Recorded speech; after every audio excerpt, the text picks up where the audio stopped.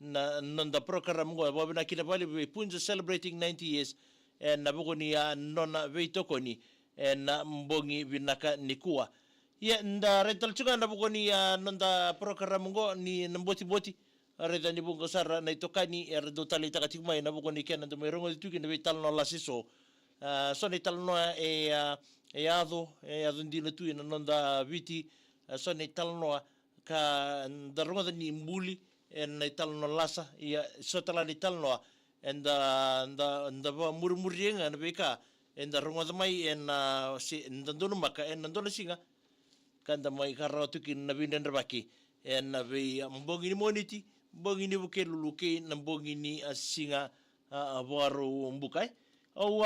bambola tal tsuga ni bikem ni kede na sema taw mengor be bunatani baki bikem ni na sema tu mengor na be nenu na buku ni be tal no las talanga itu bikem ni arawa ni ndo wasi itu mona libo iya ngono tangauna wabna kina pale be punja celebrating 90 years na buku ni nona be toko ni ya nona tal no lasa na mbongi ndai go membala tatinga na buku ni nona sa ngole mai na endona marama nona lesunga mai na buku ni lei tombongari na ndona ya kabi ka sa kere tigo na taman ratu bakina ratu telanga ngone na ratu sa kere tigo be tinan ratu nau kita sabu kere tu kera wani kentumbu ba kabi ngari na kabi ni kuah sama ni bandon ni satu na marama tinan ratu me sana lei tombo kam mai bidana ngari me ken ratu ba kabi na ya kabi ya iya na teman ratu turanga tama no mani buwale turanga go turanga kusi machiko ka nona itu chiko na mbongi ni singa iya arona non itu babiwetini me sana arbaka me rona date babiwetini na non anniversary na mbongi sangaya yan nan roto kerker ro saka ni aroni wananda ku na kerker ngole mai bertu ngone me bakani arto be kanang gari chiko sama ni ngole na mbuni ngone ngo mele ko ngari mai mele tombo ngari mai na be imbatini na batin bara be ngole kina senor to kor ngona ngole nikina na maramongo ale tombo ngari mai sa lesumai gele subo ko menge mai taro ginon rotota sa rotot ba madala ngone o tata si lakutu na hol o ko lingune ngona sa bosa kundu na mbuni ngone ngo na nona sekani talita kana lingune ngona ele vai doratale o non rotota me bakani ro abi bosaki me ro date mbongi ni singa ngona me zaka binaka ngari wabitali na 20 me ro marota kakina na buku ni mbongyo ya me bakani non ro anniversary kera marota itu na non ro mbula ni bakawati non ro non sa kata-kata suku nambuni ngone ko sa le mbongi lebu ndanda botoka na maramongo na non warra kata kami mbuto bobira nang garingo sa durumai na turanga na taman rato na nona sa ngole mai me sagay na numomoko na durunga me mata dikatuma iku si yan ratsunga si warra katsubak nga na nondaru nangona mo lisumay kina mendaru maindon makatal na anniversary uklay ni nana magisatunga na turanga tamango na nona lingun yang kono tuya giba kasama takamoko ni ndochku no nonro itu babiotini nona wawatok nga na maramgo sa turman turango nona kila inoko ebe tinan rato ni ngule daba ko me memboleta na nonro itu butuba sa mani tarong sarano ko be imbuni ngane se daba na baidora se daba ni tubutuba taraba tubutuki na uchingori ko sana daba sana butanga nang karingori me sana daba taleo sana dakap sa tunai ni biko ba malu na mbuni ngone go nangari sanga chungo au dula chumandanga ba neidula sinro ka binaka sartunga ukla nangaringo au na ubuda tonga na kena buka me daba saranga na matakale lai sa kuri-kuri nga naturango sa ngole na rumo buguni adala ni vital noa ka dondo meruwa na may andun maka mbungi ni singa nan wana na magisoto me naturango me na ngole lisumay na hol me na makatsumoko me sa nambuta ng garia kinta talako ni sisiyang nga nimbuta ng garia ng bunga FM Namboti Gay Punches celebrating 90 years.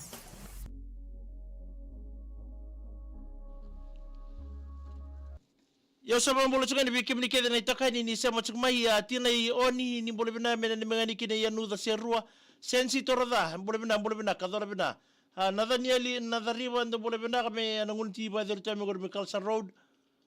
Sanketh Mendis mbolo bina ka woni bate singa tambo ndo mbolo bina kame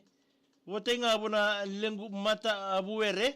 na naura family abatulolo memba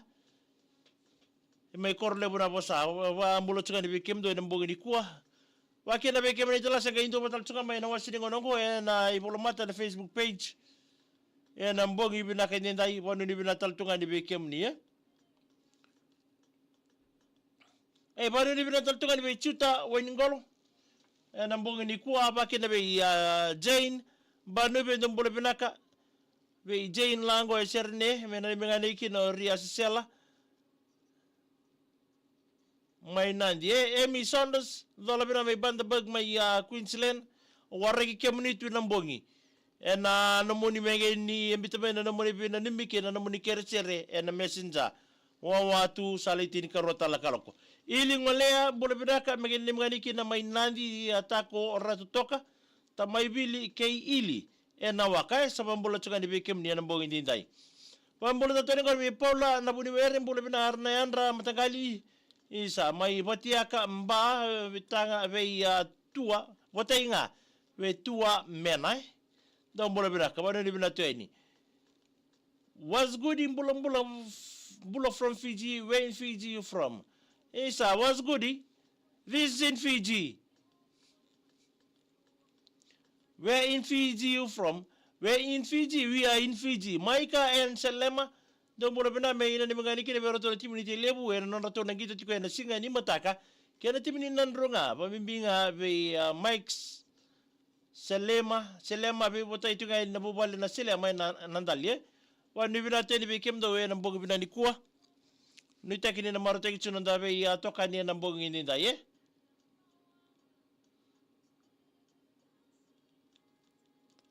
kadaraini atambo noka dambola binaka begene ni mangani kile bekem dono baroko chukani ngori mai anangele obalau be meli ochochi rabio afane atina yoni mbitu liku peni vili kei filo alobo tokani ngori betini yoni mbitu sa sambali ngalili tu na maramongori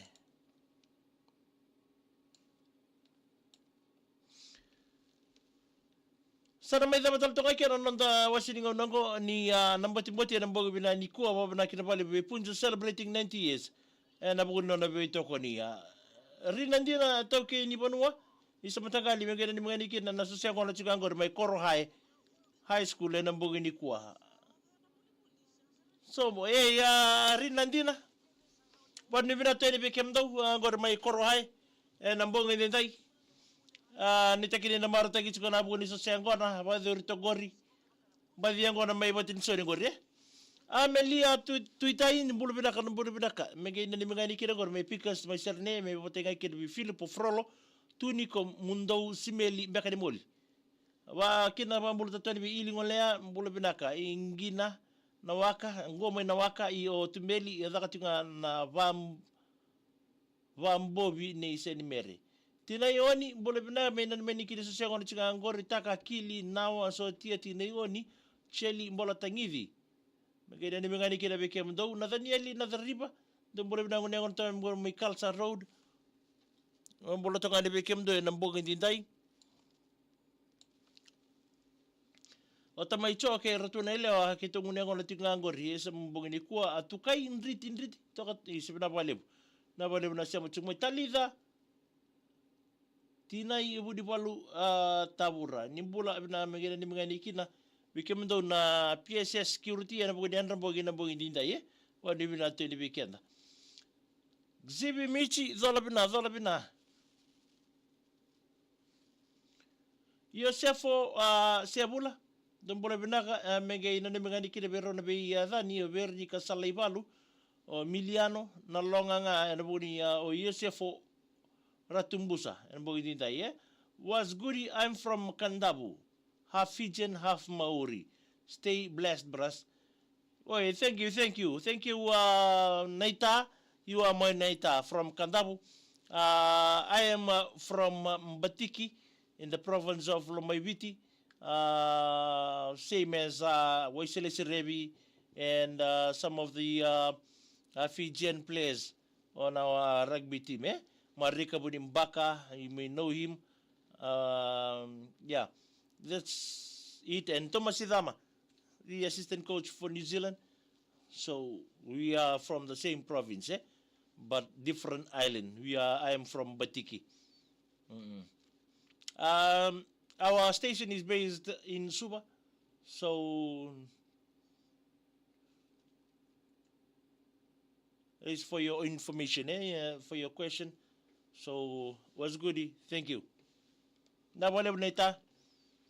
Tinay lia singarara ni mbulebina kamatagali. May tabua me benimtere berto de tamani epeli etulia mataya si kimbete do mbulebinaka. Wani ni binatal tunga ni bekem do ya nambogi dinta